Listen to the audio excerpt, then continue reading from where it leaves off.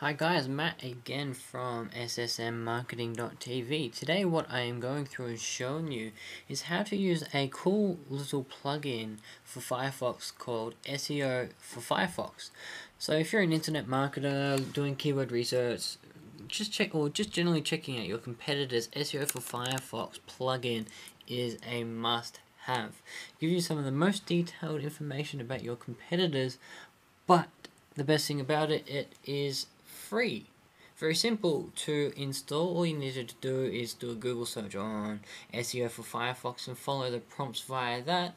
I'm going to today presume that you've got that installed on your Firefox browser, and I'm just going to give you a brief overview of how to use it. Okay, as you can see, I am in Firefox currently. You can see the cool little logo here. Right down the bottom of my screen, there is something that looks like SEO with the Firefox logo. All I want you to do, when I hover over it says toggle SEO information. All I want you to do is just simply click on that, and you can see now it has come into color.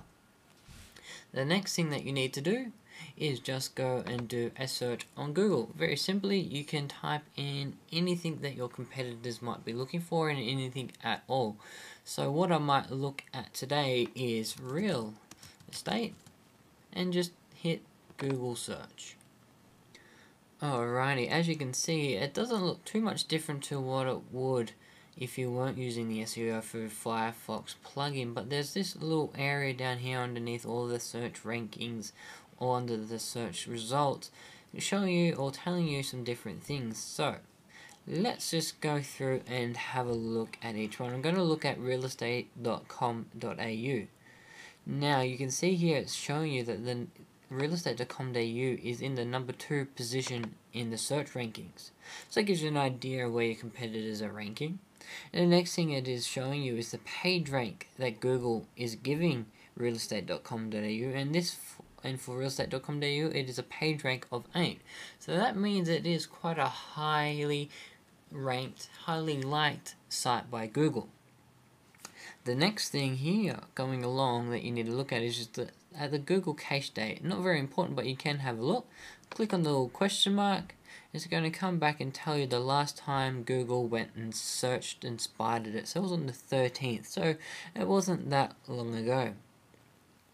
Next thing along here that is important to have a look at is at the age, just to see how old the domain is, because it's always good to know how old your competitor's domain is.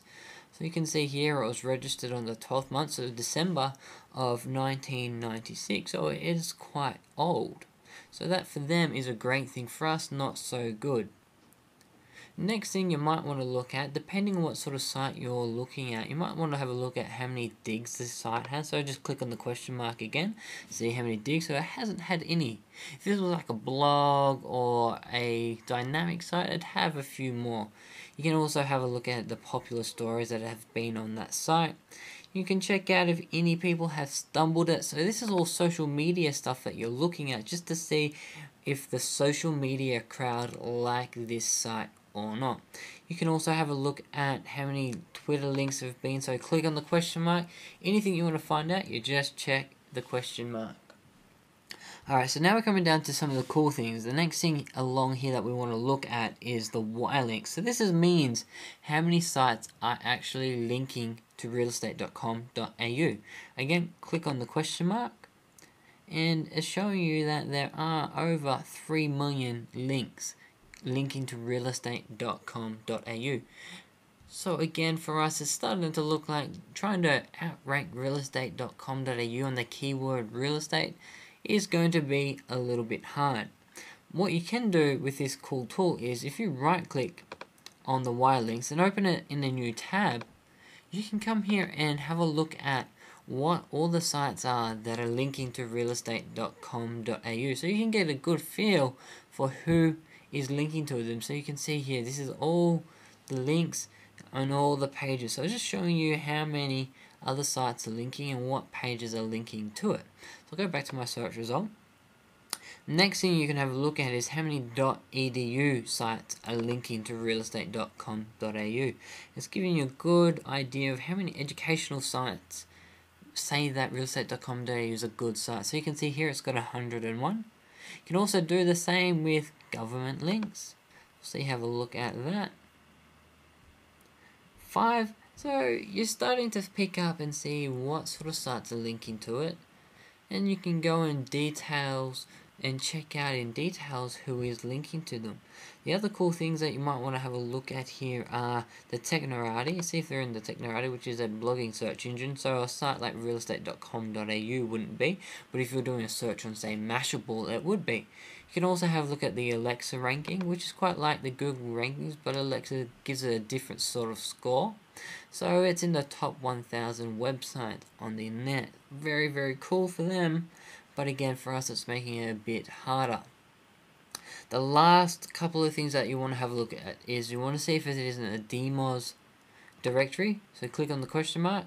So it's showing you that it's been submitted to DMOZ 132 times. And that's not just by the one person. So a lot of people are recommending DMOZ or realestate.com.au to DMOZ.